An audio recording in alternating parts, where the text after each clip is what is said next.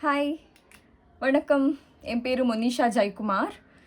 So இந்த சீரீஸ்க்குள்ளே போகிறதுக்கு முன்னாடி ஸ்மால் இன்ட்ரோ கொடுத்துடுறேன். நேற்றே நீங்கள் இன்ட்ரோ பார்த்துருப்பீங்க. தெரியாதவங்க தெரிஞ்சுக்கோங்க. இந்த சேனல் வந்து socially responsible channel. That is இன்றைக்கி இருக்கிற சூழ்நிலையில் ரொம்ப ஸ்ட்ரெஸ்னால் இல்லை ஏகப்பட்ட ரீசனாக இருக்கட்டும், டிப்ரெஷன் அண்ட் சூசைடல் தாட்ஸ் ரொம்பவே அதிகமாக ஆகிட்டுருக்கு. அது எல்லாத்தையும் போட்டு உடைக்கிறதுக்கு தான் இந்த சேனலை நம்ம ஆரம்பிச்சிருக்கோம். ஸோ ஒரு மாரல் சப்போர்ட் கொடுக்கறதுக்காக. ஸோ அந்த சோக கதைகள் எல்லாம் மெயில் பண்ண சொல்லியிருந்தேன். ஸோ என்னோடய ஸ்மைல் டுகெதர் வித் mj@gmail.com என்னோட மெயில் அட்ரஸ். ஸோ அந்த மெயிலுக்கு நீங்கள் மெயில் அனுப்புங்கன்னு சொல்லியிருந்தேன். ஸோ அதே மாதிரி ஒரு பொண்ணு அவளோட சோக கதையை எனக்கு ஷேர் பண்ணியிருக்கான். ஸோ நானும் சரி நீங்களும் சரி எல்லாருமே சேர்ந்து சஜஷன் கொடுப்போம். ஸோ கதைக்கு போகிறதுக்கு முன்னாடி கமெண்ட்ஸ் பண்ணுறவங்க ரொம்ப ஜாகிரதையாக பண்ணுங்கள். ஏன்னா ஆல்ரெடி ரொம்ப நொந்து போய் தான் வந்திருக்காங்க. ஸோ கதைக்குள்ளே போகலாம். ஸோ கதை வந்து நான் எப்படி வாசிக்க போகிறேன்னா, அவங்க எப்படி மேல் எனக்கு அனுப்பிச்சிருக்காங்களோ அது அப்படியே நான் உங்களுக்கு படித்து காமிக்க போகிறேன். அதுக்கப்புறமா நாங்கள் சஜஷனுக்கு போகலாம். ஸோ மேல் படிக்க ஆரம்பிச்சிடுறேன். ஹாய் அக்கா, எனக்கு ஹெல்ப் பண்ணுங்கக்கா, சஜஸ்ட் பண்ணுங்க. என்ன பண்ணுறதுன்னே தெரிய மாட்டேங்குது. என்னோட கணவர் இறந்து போயிட்டாங்கக்கா லாஸ்ட் இயர் ஒரு ஆக்சிடெண்ட்டில். எங்கள் ஹஸ்பண்ட் ஆட்டோ டிரைவர். நான் ஒரு ப்ரைவேட் கம்பெனியில் ஒர்க் பண்ணிட்டு இருந்தேன். லவ் மேரேஜ் தான். எங்கள் ஹஸ்பண்ட்க்கு குடிப்பழக்கம் இருந்துச்சு. டெய்லி குடிப்பாங்க, எப்போவுமே போதையில் தான் இருப்பாங்க. நானும் எங்கள் ஹஸ்பண்ட் அவங்களோட அம்மா 3 பேரும் ஒரே வீட்டில் தான் இருந்தோம். வீட்டுக்கு ₹1 கூட கொடுக்க மாட்டாங்க. இதில் எனக்கு 2 குழந்தைங்க. பெரிய பொண்ணுக்கு 4 வயசு, சின்ன பொண்ணுக்கு 2 வயசு ஆகுது. என்னோட ஹஸ்பண்ட் இறந்ததுமே எங்கள் ஹஸ்பண்டோட அண்ணா எங்கள் அத்தையும் கூட்டிக்கிட்டு போயிட்டாங்க. அப்புறமா எட்டி கூட பார்க்கல. இப்போ நான் என்னோட வயசான அப்பா அம்மா கூட தான் இருக்கேன். ஆக்சிடெண்ட் நடந்த நாள் மட்டும் எங்கள் ஹஸ்பண்ட் குடிக்காமல் இருந்தாங்க. அதனால் என்னோட ஃப்ரெண்டு கோர்ட் கேஸ் போட்டால் இன்சூரன்ஸ் வரும்னு சொன்னாங்க. கோர்ட்டில் போய் எப்படி கேஸ் போடணும்னு கூட எனக்கு தெரியாது. கோர்ட் வாசலில் ஒரு லாயர் கடவுள் மாதிரி வந்தாங்க. ₹1 கூட வாங்கலை. கேஸ் போட்டாங்க, கேஸும் ஜெயிச்சாங்க.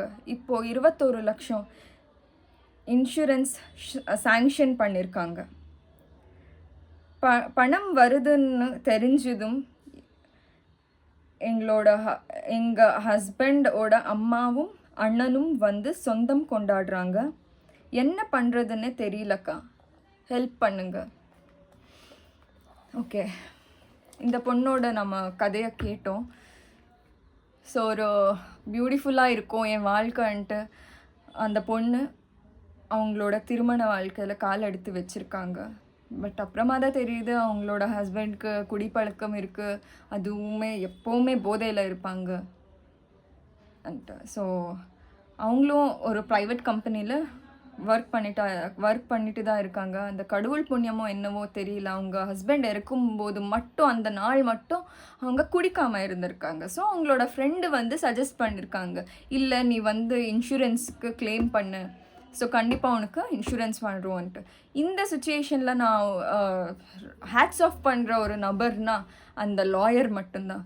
பிகாஸ் யாருன்னே தெரியாத பொண்ணுக்கு இவ்வளோ தூரம் ஹெல்ப் பண்ணி ₹1 கூட வாங்காமல் இந்த உலகத்தில் பணம் பணம் பணம்னு மட்டுமே பார்க்குற உலகத்தில் எதுக்கு அந்த பொண்ணோட அத்தையும் அவங்க ஹஸ்பண்டோட அண்ணனும் அதே தான் பண்ணிட்டு இருக்காங்க. இப்போது பணம் வருதுன்னு தெரிஞ்சதும் சொந்த கொண்டாட வந்துட்டாங்க. இத்தனை நாள் பசங்க என்ன பண்ணுறாங்க, அந்த பொண்ணு என்ன பண்ணுறாங்கன்னு ஒரு தாட் கூட இல்லாமல் இருந்தாங்க. அந்த லாயருக்கு நான் ஹேட்ஸ் ஆஃப் தான் சொல்லுவேன். ஸோ கவலையே படாதேம்மா, பணம் இருக்கிற சொந்த கொண்டாடுறோம் சொந்தக்காரனே கிடையாது ஃபஸ்ட்டு திங்கு.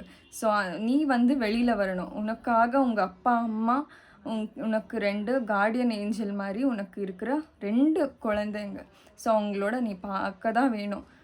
ஸோ உன்னோட கஷ்டமான லைஃப்பை நீ பார்த்தாச்சு, சந்தோஷமான லைஃப்பை எப்போ பார்க்குறது? நீ எழுந்து வரணும். நீ எழுந்து வந்தால் மட்டும்தான் உன்னால் முடியும். ஸோ வெளியில் வா, சம்பாதி உன் காலில் நீ நிற்கணும்.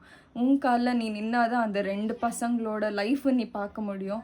உங்கள் வயசான 2 அப்பா அம்மாவையும் பார்க்க முடியும். கவலையே படாத.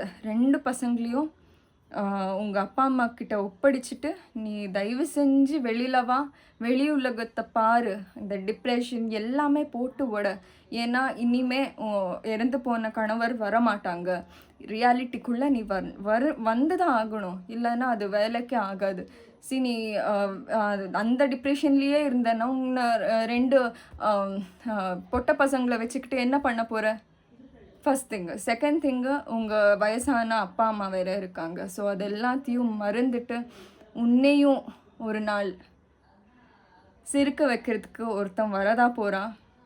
மறுபடியும் இந்த சேனலில் நீ மேல் அனுப்பதா போகிற. உன் வயிற்றுக்குள்ளே பட்டாம்பூச்சி விடுறதுக்கு மறுபடியும் ஒருத்தன் கிளம்பி வரதா போகிறான். ஸோ நம்பிக்கை வை, ஜெயிச்சு காட்டு. ஃபஸ்ட்டு நீ எழுந்துச்சு வேலைக்கு போகிறது வழியை பாரு. இந்த 21 lakhs என்ன பண்ணணும்னா யாருக்குமே கொடுக்காத. அது உன்னோட ஃப்யூச்சருக்கு, உன்னோட பசங்களோட எதிர்காலத்தை நோக்கி தான் அந்த பணம் யூஸ் ஆகணும்.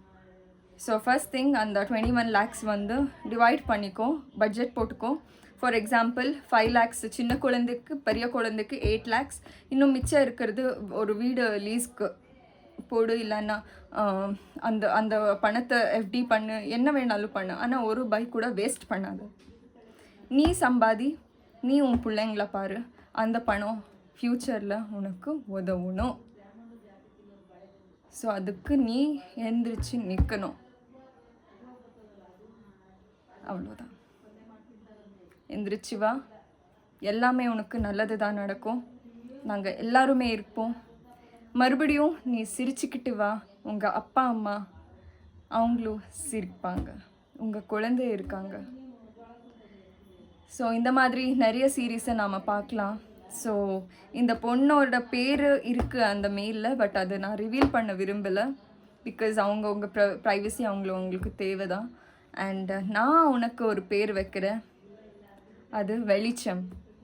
ஸோ இந்த நீ முழுகிருக்கிற அந்த டார்க்னஸ்லேருந்து வெளியில் பாரு. ரொம்ப வெளிச்சமாக இருக்குது. அந்த டார்க்னஸ் எல்லாம் போட்டு விட வெளிச்சம் காத்துட்டு இருக்குது. அந்த வெளிச்சத்தில் உன்னோட புன்னகை தான் இருக்கணும்.